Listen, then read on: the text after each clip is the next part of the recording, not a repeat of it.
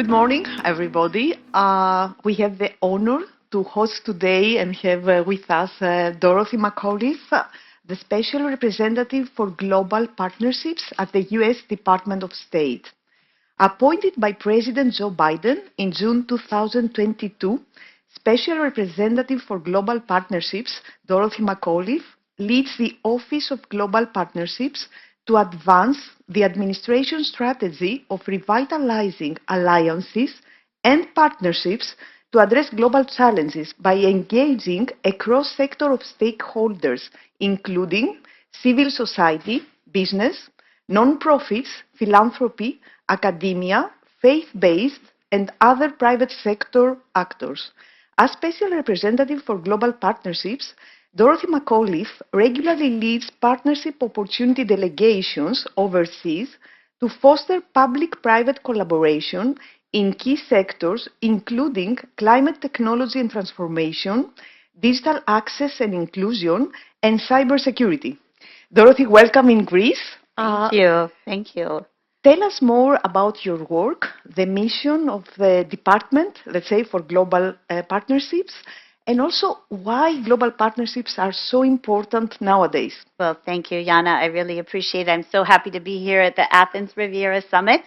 What a beautiful place to think together, to come together, and to collaborate. And that's what my office is all about. I want to thank Madam Sapraku for the invitation to be here with all of you and all the distinguished government and business leaders in the room. It's really, truly an honor to bring the greetings of the United States, President Biden and Vice President Harris and our Secretary of State, to underscore the importance of our relationship, our friendship, and the importance of our work in collaborating together.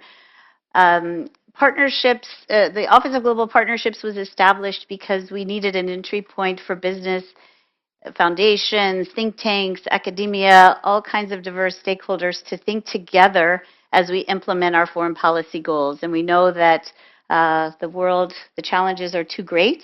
The complexities are very entrenched and deep, that we have to think together, and we need the innovation and the resources and the talent of the private sector to help us in government achieve our goals and our priorities, which is basically improving the lives and livelihoods of our people. So coming here to Greece, a long time partner and ally, geopolitically so important, really helps us think about how we as Americans are leveraging our role in the in the world, and thinking together with you.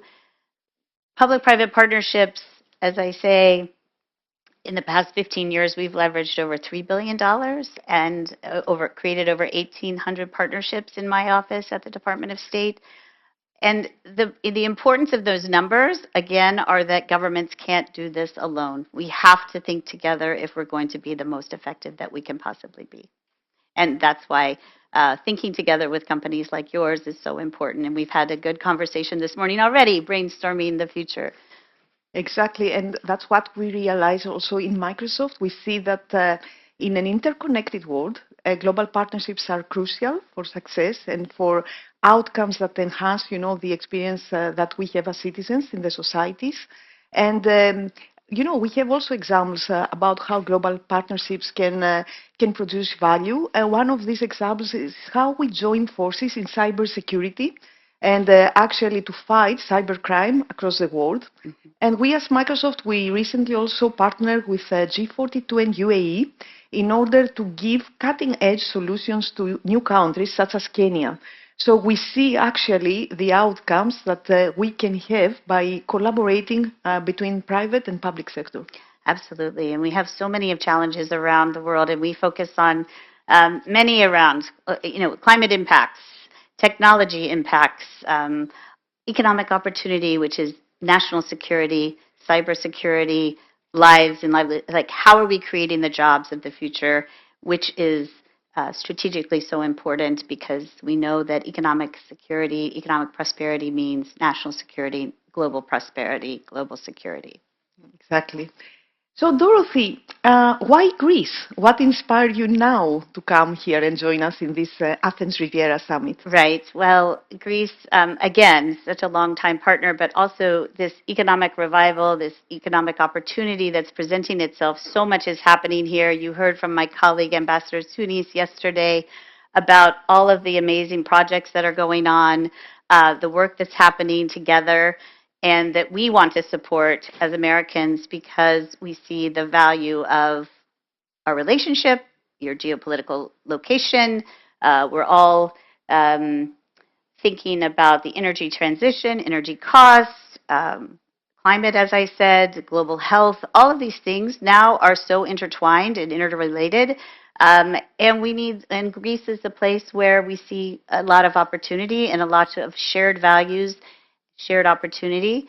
Particularly on the climate transition, you all have made incredible gains in terms of your renewables. 60% off the grid in renewables now, and my ambassador told me yesterday that you are aiming for and on target for 2027, 80% renewables.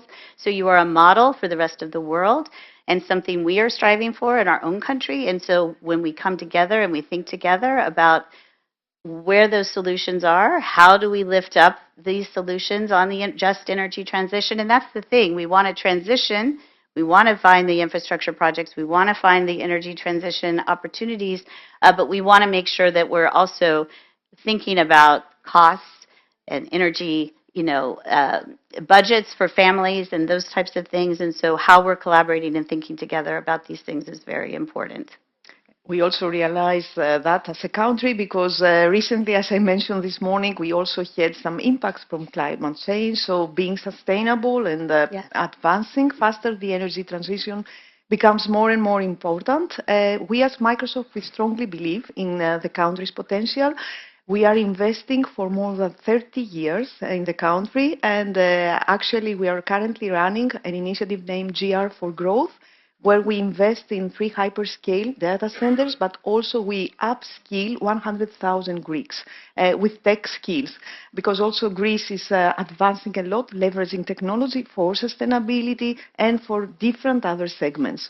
So yes, and it's a land of partnerships, as we say in Microsoft. And one of my favorite, we'll get back to the climate issue as well and the energy transition because it is so important and such a core part of what our work is about. But also I want to highlight another partnership that we're very proud of at the embassy, U.S. Embassy here, and that is the American spaces that we've created at the football stadium here in Piraeus, and the opportunities to share cultural and educational opportunities back and forth between our two countries, because we need to continue to maintain these research opportunities, the study abroad programs that we exchange back and forth to help elevate, to help us build a pipeline of research, science, tech, all of these potential career paths that are going to, first of all, we have the shared proposition around democracy and economic opportunity, but also wanting to build that pipeline for jobs and job security. So it's very important that we make sure that our presence is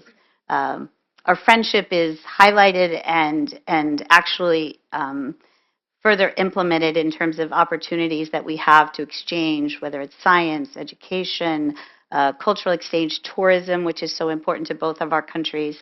So highlighting that we have so many areas of common interest that we need to continue to promote partnerships. Exactly, and Greece has been the birthplace of democracy, and we share the same values in this aspect. And actually, just to give you an example, the Prime Minister of Greece has been very active in leveraging technology against deepfake. So actually, there is this Munich combat, and the country has been very active to promote that. Yes, and that's another area we need to collaborate and to continue as global citizens to think about how we're sharing the news, what is the news, what is reality, and AI and all of these deep emerging technologies are also very important for us as allies to continue to work together to lift up opportunities to collaborate. Exactly. So, Dorothy, could you provide us with some examples of successful partnerships that you have been recently engaged, and what are your learnings out of those, if you could advise us? Right, of course. Well, first of all, I would encourage you to go to state.gov/partnerships, and we have a list of many, many partnerships that this U.S. State Department is working with private business and academia and think tanks of all kinds, foundations. But we have one of our premier partnerships, and I'm going to be bringing a delegation back of different diverse stakeholders to focus on the energy transition in Thessaloniki, northern Greece, working on how the transition from coal to renewables. We have the similar challenges in the U.S., right? I'm from Virginia, coal country from a while ago, and then we have West Virginia and Kentucky are all sharing the same challenges around upskilling and changing job transitions. And so we're going to bring a delegation to look at the climate impacts, to look at the sustainable technologies, renewable energy, infrastructure, and then the skilling of workforce, and look at lessons learned from both of our countries in terms of how we can apply and look towards these new technologies to create jobs and opportunity in northern Greece. And so climate entrepreneurship is a really big important thing we work on in our office, and we have 9 innovation hubs around the world, Latin America, Africa,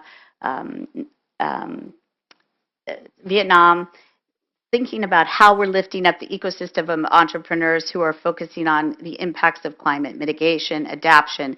And the important piece of all of this is the jobs. I really can't underscore how important that particularly in parts of Africa, lacking formal economies, entrepreneurship is such an important piece, has a big important role to play in the solutions, but also creating the jobs and the economic sustainability for families. So climate is a big part of what we're working on. There's a plastics pollution treaty that we're working on internationally, multinational, EPIC it's called. We have putting $15 million into research around the world to looking for partnerships to help us explore. And we're working on critical minerals and all kinds of, my office is a very broad-based approach. We focus on partnerships. We partner with others and experts around the world, around our State Department, but around the world to help us find the solutions where we're trying to maximize solutions to these global challenges. We fully agree, and that's also, I think, the power that comes also with technology, because now we have the platforms that we can practice this entrepreneurship and really solve problems that we were not able to solve before. Because right now we have the ability to process mass amounts of data, and so predict, something, actually act when something happens, and also, handle the post consequences of what happens. And how we're applying that data and how we can work together to use that technology to impact public policy is really important. So we appreciate the partnership with Microsoft and welcome others to join us. Exactly. Dorothy, thank you very, very much for sharing your insights on how global partnerships boost economic growth and also help us address, some of the most of the challenges that humanity faces right now. And to that end, and considering, the opportunity that lies ahead with AI, I would say that Greece has been proven an agile partner into this aspect, so it can be a player, let's say, in the country for this type of global partnerships. We see that, when countries come together, we can co-innovate, leveraging different perspectives and actually share prosperity at the end. And I think what you bring on the table really, gives us an opportunity where strength doesn't lie only on the size of a country, but the real power is the power of collaboration. Absolutely. 100%. I could not agree with you more, Yanna. Thank you so much for the conversation and the opportunity. I look forward to talking with you all. I'll be here today and tomorrow. So thank you so very much. Thank you very much, Dorothy, for being with us. Thank you. Thank you.